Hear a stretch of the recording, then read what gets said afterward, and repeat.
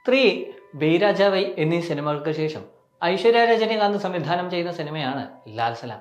രാക്ഷസൻ എന്ന സിനിമയിലൂടെ മലയാളികൾക്ക് പരിചിതനായ വിഷ്ണു വിശാലും വിക്രാന്തുമാണ് സിനിമയിലെ നായകന്മാർ. സൂപ്പർ സ്റ്റാർ രജനീകാന്ത് ചിത്രത്തിൽ മറ്റൊരു പ്രധാന കഥാപാത്രത്തെ അവതരിപ്പിക്കുന്നു. 30 വർഷം മുമ്പേ പറഞ്ഞു തുടങ്ങി പ്രേക്ഷകർക്ക് മടുത്ത ഒരു കഥയെ മാറ്റമില്ലാതെ അവതരിപ്പിക്കുകയാണ് ഈ സിനിമയിലും.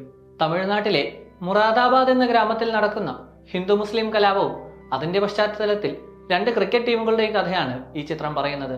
3 സ്റ്റാർ MCC ഈ 2 ടീമുകളാണ് ആ ഗ്രാമത്തിലുള്ളത്. ഹിന്ദുക്കൾ മാത്രമുള്ള MCC ടീമിനെ ഇന്ത്യ എന്നും മുസ്ലിങ്ങൾ മാത്രമുള്ള 3 സ്റ്റാർ ടീമിനെ പാകിസ്ഥാൻ ടീം എന്നുമാണ് ഈ സിനിമയിൽ പറയുന്നത്.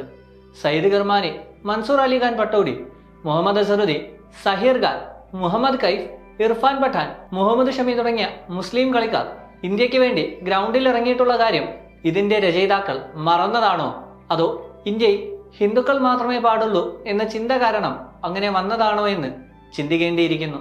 സിനിമയിലേക്ക് വന്നാൽ ഇതിലെ നായകന്മാരായ തിരുവും ഷംസുവും കുട്ടിക്കാലം മുതലേ ശത്രുക്കളാണ്.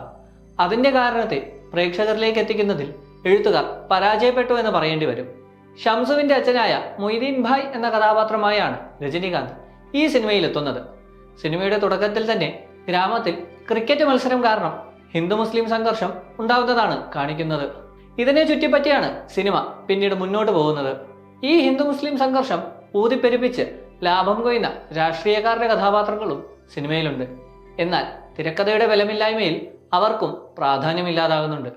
ജാതിയുടെ പേരിൽ മുറാദാബാദ് ഗ്രാമത്തിലുള്ളവരോട് അയൽഗ്രാമം കാണിക്കുന്ന വിവേചനവും സിനിമയിൽ ഉൾക്കൊള്ളിച്ചിട്ടുണ്ട്. ഒരു ഘട്ടത്തിൽ സിനിമ എന്താണ് പറയാൻ ഉദ്ദേശിക്കുന്നതെന്ന കൺഫ്യൂഷൻ പ്രേക്ഷകർക്ക് ഉണ്ടാകുന്നുണ്ട്. സിനിമയുടെ അവസാനം ഹിന്ദു മുസ്ലിം മതസൗഹാർദ്ദം എല്ലാ കാലവും നിലനിൽക്കണമെന്ന് രജനീകാന്ത് പറഞ്ഞ് സിനിമ അവസാനിക്കുമ്പോൾ കാണുന്ന പ്രേക്ഷകന് യാതൊരുവിധ വികാരവും തോന്നില്ല എന്നതാണ് സത്യം. 2.5 മണിക്കൂർ സിനിമയിൽ 1 മണിക്കൂറോളം രജനീകാന്ത് വരുന്നുണ്ട്. ഇൻട്രോ സീൻ ഒഴികെ ബാക്കി ഒരു സീനിലും രജനിയെ മര്യാദയ്ക്ക് ഉപയോഗിക്കാൻ സംവിധായികയ്ക്ക് കഴിഞ്ഞില്ല. ഇമോഷണൽ സീനുകളിലും ക്ലൈമാക്സിലെ ആക്ഷൻ സീനുകളിലും ഇത്രയ്ക്ക് വീക്കായി രജനിയെ അടുത്തെങ്ങും കണ്ടിട്ടില്ല. ഇന്ത്യൻ സിനിമയിലെ എക്കാലത്തെയും മികച്ച സംഗീത സംവിധായകനായ AR റഹ്മാൻ ഈ സിനിമയിൽ ചെയ്ത സംഗീതം ശരാശരി നിലവാരത്തിൽ മാത്രം ഒതുങ്ങിപ്പോയി.